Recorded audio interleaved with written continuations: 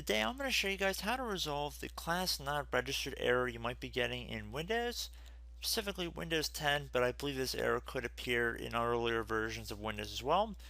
So while there are a variety of issues that could be causing this, I'm going to be going over how to change a setting in the default programs area that should hopefully present a workaround for you guys. It should hopefully fix it, and we're going to just jump right into it. And we're going to start by heading over to Start menu, and we're going to search up Control Panel. We want to open that up. You want to left click on the Programs button at the bottom left. Left click on Default Programs.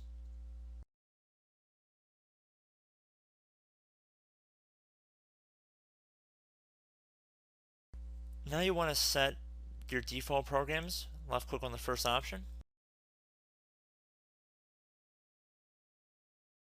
So in most cases this would affect web applications, but if you had another kind of file extension that was opening up, so let's say you're having a PDF issue and it says class not registered, you'd want to convert it to an Adobe Reader. So you would go to your Adobe Reader settings or Adobe Acrobat and you would set that as default.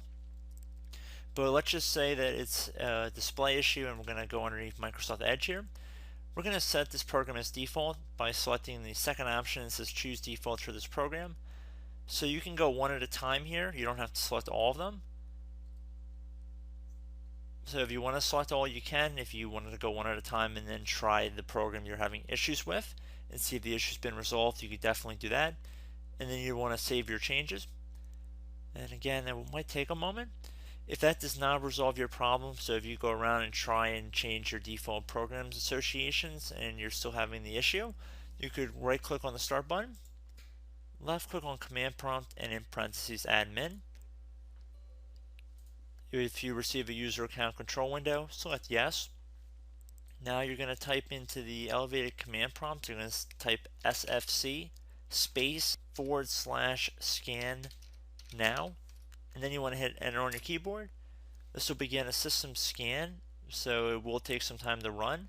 So just let it run the scan, see if it finds anything automatically, and hopefully if the first method did not work for you, this one will. So I hope this brief tutorial helped you guys out, and I will catch you in the next video. Goodbye.